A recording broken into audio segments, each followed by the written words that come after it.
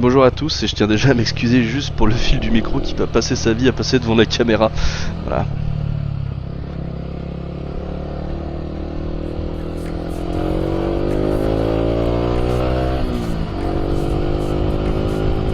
Donc moi j'ai déjà fait des tests ce matin et ça n'a pas filmé évidemment. Mais j'en étais arrivé à peu près à 10 km/h d'écart à vitesse max. Donc si je peux taper, si j'ai la place de taper un 145 km/h en descente, et ben ça fait 135 km/h réel. Donc c'est pas mal, hein. C'est même très très bien. C'est aussi pour ça que j'ai pris cette machine. C'est pas par là que je vais aller moi en fait. On va refaire un tour gratuit.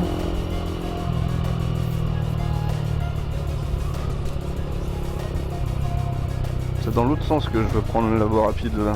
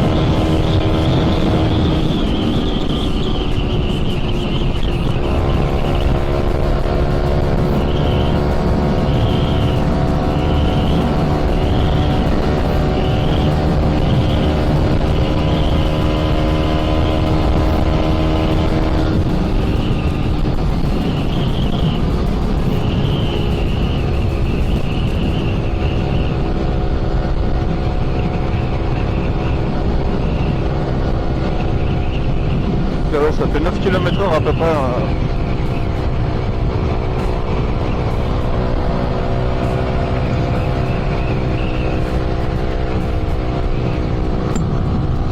Ça manque quand même moins que celle que j'avais avant, hein, qui me faisait des écarts de 14 km/h.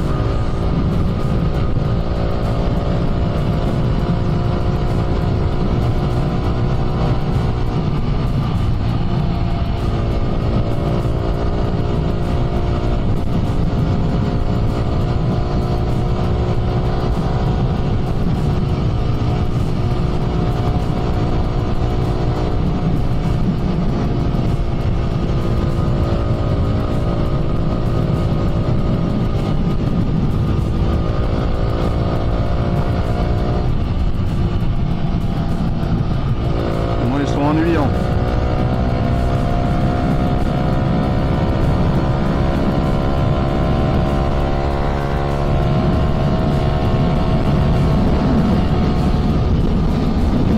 Attends, faut que je fasse gaffe parce que je peux me faire flasher avec celle-là.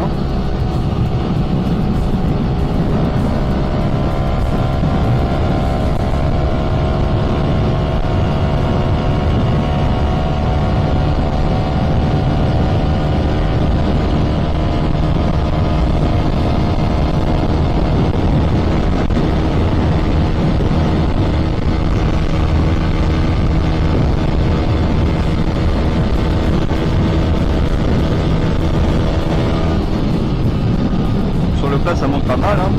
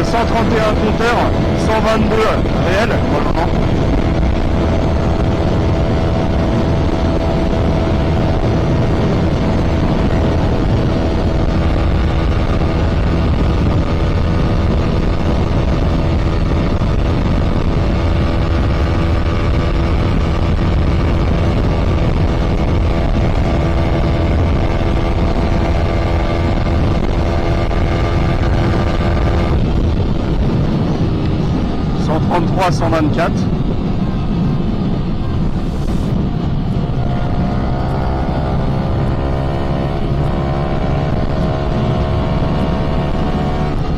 Merci.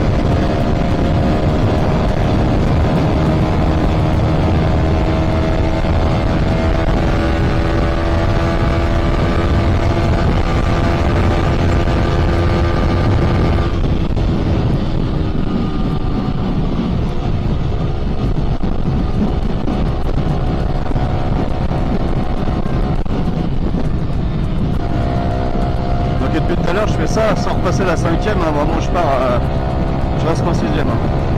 Ça sert à rien, de toute manière là j'ai pas du tout de mal à prendre de la vitesse avec cette moto.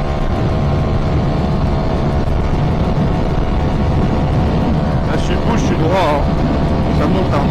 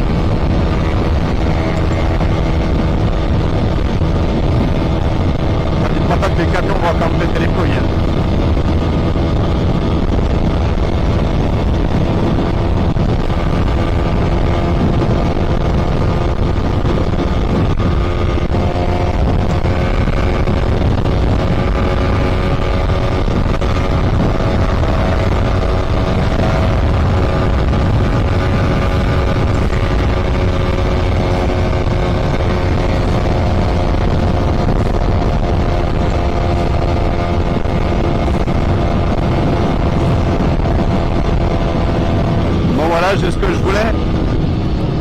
Donc j'avais pas le choix en fait, si vous voulez, j'ai fait 3 fois l'aller-retour ce matin pour essayer de le faire. À chaque fois j'étais gêné par des camions, donc là je l'ai fait je passe en interfile, hein, bon. Et ben tant pis. Mais à un moment j'en avais plein le cul. Donc là si je prends tout de suite les données là, bah, j'ai fait un 136 réel pour 145 compteurs si je me trompe pas. Donc c'est vraiment excellent. Excellent. Quant à ceux qui disaient que des lignes sans kata, ça pouvait... Alors, tu me diras, ça peut faire perdre des performances. Je pense que ça doit dépendre du diamètre du tube et tout un tas d'autres paramètres. Moi, en tout cas, je ne perds rien du tout. Hein. Elle marche super bien. Hein. Donc avec la ligne Black Widow, là, puis le bruit, ça n'a rien à voir. Parce que d'origine, ça fait quand même un bruit d'aspirateur.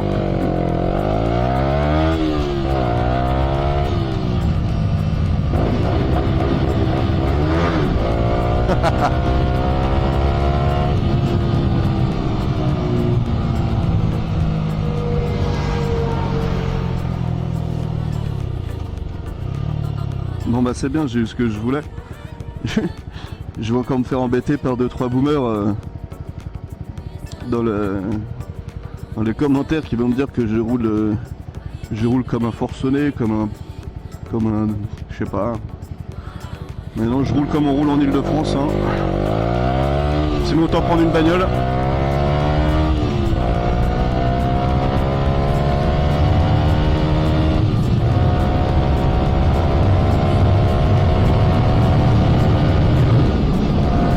Je suis assez surpris et plutôt content, agréablement surpris. Du 136 km/h réel, c'est vraiment... je faisais 115 avec mon ancienne. Il y a quand même un battement de 21 km/h. Donc j'ai pris ça pour faire de la voie rapide. Parce que j'ai toujours la flemme de passer le permis pour le moment. On verra ça plus tard. Et ben, je suis pas déçu du tout.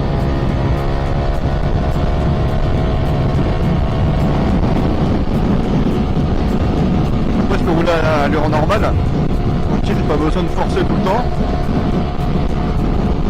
Et voilà, hein, je subis hein, tranquillement.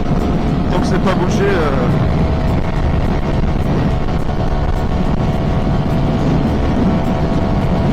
Alors c'est plutôt surprenant. Après la descente, on la voit d'ici, elle est courte quand même. Hein. C'est pas une dinguerie que j'ai pris. J'ai pas pris un truc, une descente de fou non plus là. La transmission de cette moto d'origine, elle est vraiment balèze, hein, parce qu'en général, d'origine, tu montes pas à ces vitesses-là, même quoi qu'il en soit, t'as le rupteur qui t'arrête avant au niveau de la transmission, t'es pas bon quoi. Là, j'étais pas au rupteur hein, à 145. Je veux dire qu'avec une descente un petit poil plus grande, ça se trouve, on pourrait presque toucher les 150 compteurs. Donc c'est vraiment pas mal.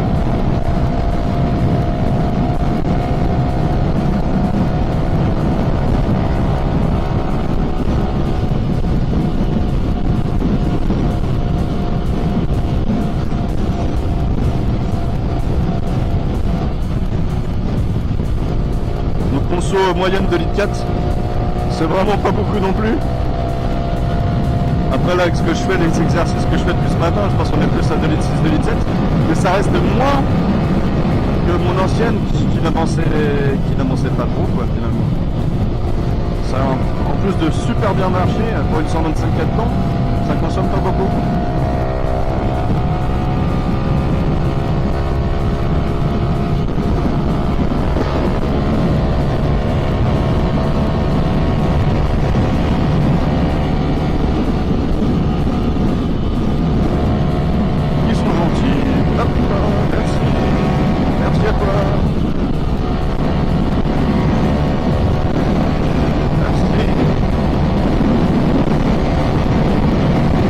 C'est beaucoup plus sécurisant de doubler et de faire un peu d'interfile avec cette moto là par rapport à celle que j'avais avant, puisque là j'en ai toujours un petit peu encore en réserve on va dire.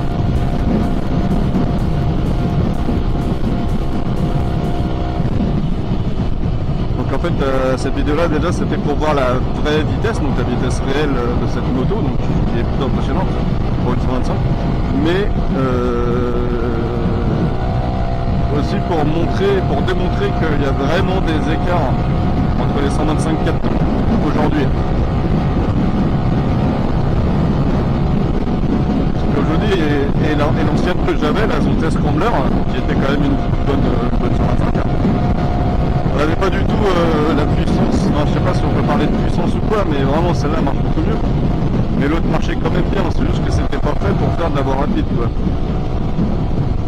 Et Magassa à fond les ballons en rupteur de 6ème, on a accroché un 115 réel. Et ça, c'était pas dans n'importe quelle condition, c'est fallait la même descente que j'ai pris là pour monter à 145. Donc, pas très adapté pour mon utilisation, donc il fait quand même plus de voies rapides. Après, je vais toujours me balader, mais je fais quand même plus de voies rapides. Parce que si j'ai acheté ça, c'est pour aller au boulot et que cette route-là est toujours bouchée le matin ou le soir.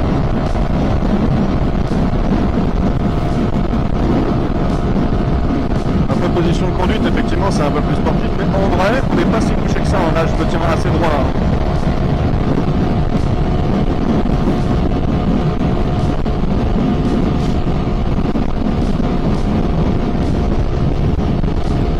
Que la petite ligne que j'ai monté la ligne Rapido parce que le bruit d'origine c'est vraiment un aspirateur, on n'entend rien. Là on l'entend peut-être un peu trop, heureusement qu'il y a la chicane.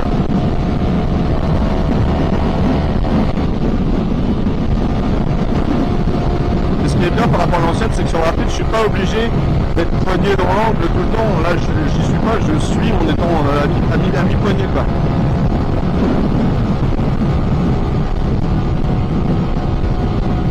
Il y a quand même des vrais écarts entre les 125 4 qui sont annoncés à entre 14 et 15 chevaux. Quand je vois l'écart entre celle-là qui est annoncée à 15 chevaux et ma Mazda Scrambler qui était annoncée à 14,6 chevaux, non, je pense que soit celle-là donne un tout petit peu plus, après je suis pas sûr, soit la Zontes donne moins et ça c'est peut-être plus probable depuis Euro 5, même Euro 4.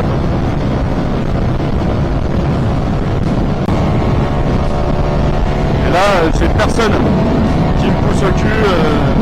Voilà. Puisque je peux rouler à l'allure des véhicules facilement.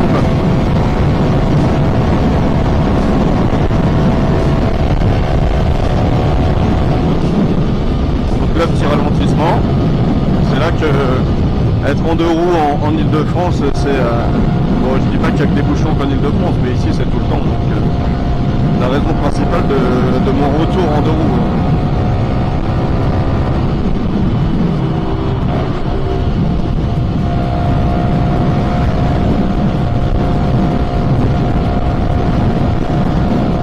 Et mine de rien, ça fait gagner beaucoup de temps, mais ça fait aussi gagner beaucoup d'argent. Alors oui, vous allez me dire que cette YZF-R,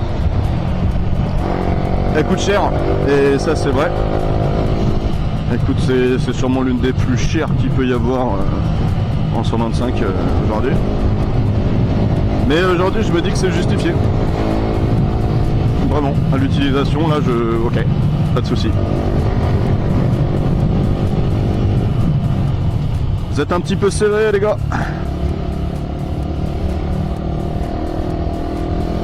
Le seul défaut, alors, ces Yamaha sont quand même forts, hein. C'est que j'ai pas de warning sur celle-là.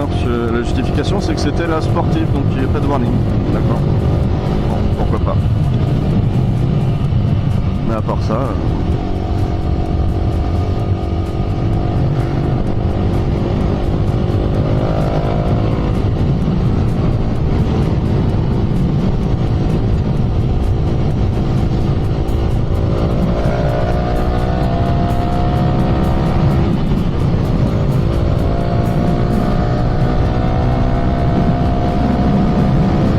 super vite de vitesse quoi, ça c'est pour un 4 temps.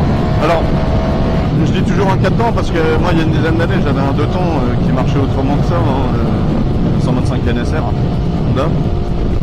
Mais alors au-delà de marcher autrement que ça, c'est que ça consommait aussi 3 fois plus. Donc c'est beaucoup moins fiable aussi. L'entretien un peu plus régulier. Bon bah ça bouffe de l'essence, ça bouffe de l'huile. Ça on est sur des consommations à moins de 3 litres au 100 en bourrant tout le temps sur voie rapide. Hop.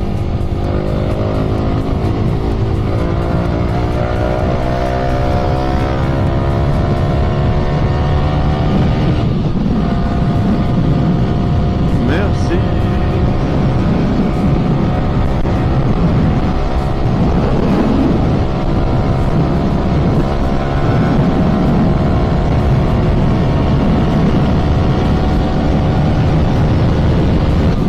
La boîte de cette moto elle est super bien étagée. Je veux dire, les rapports sont longs, mais ils poussent quand même avec le VBA, donc il n'y a pas de creux.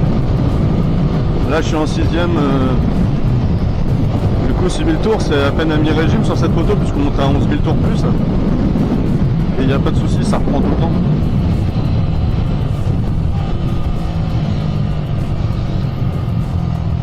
Pardon, excusez-moi. Moi, je vais rester par là. Je vais sortir ici. Genre, l'interfile, c'est marrant, mais c'est dangereux aussi. Je coupe ce tout petit bout de ligne pour pas me faire avoir par le camion qui arrive derrière, sinon je suis pas prêt de m'insérer.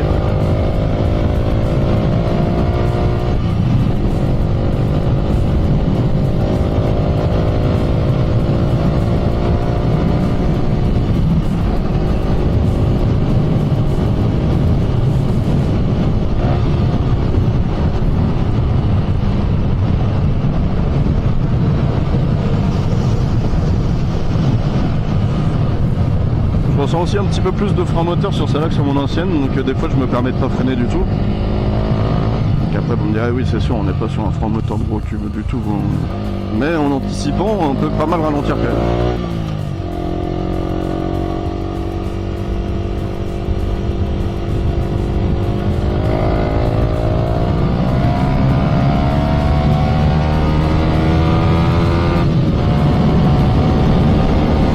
À 90 sur une route, bon là c'est 70, donc hop. Mais remonter à 90 sur une route avec ça c'est vraiment facile, hein. Il n'y a rien à voir. Donc après ce que j'ai compris c'est les modèles 2021-2022 ou je crois la phase 3 à partir de 2019 qui intègre le VBA, qui fait que ça marche vraiment mieux. Donc le VBA là c'est leur système de...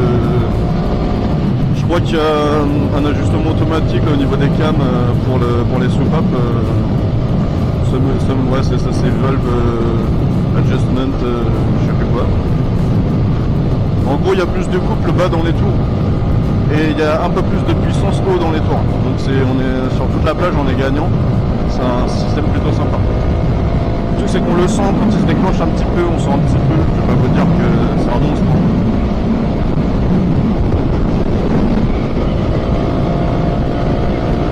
Ça se déclenche à peu près vers 7500 tours.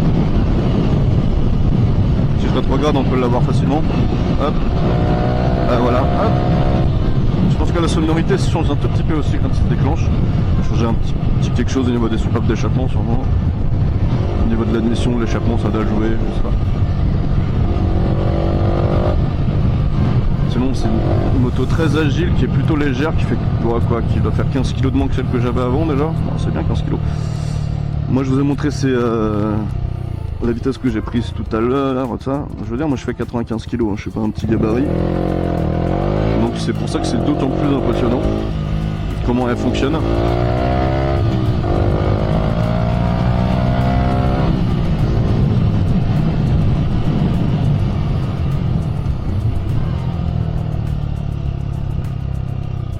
C'est... Ouais. Hop, ouais, tu vas attendre que je passe peut-être, non? J'aurais juré voir que t'avais un stop.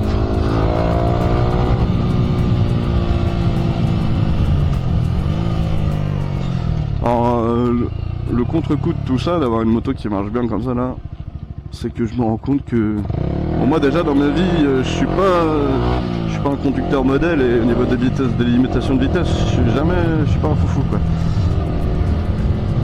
Mais le truc, c'est qu'avec ça là, c'est une petite bombe. En fait, le 0 à 50 il se fait très vite malgré tout, vu que c'est léger et que machin. J'ai l'impression que je suis toujours en excès de vitesse, hein. C'est dingue. Après, on fait pas des excès de vitesse de grand banditisme, on n'est pas des grands bandits, des grands délits avec ça, mais... Ah ouais? Non, me recule pas dessus quand même, pas trop, non.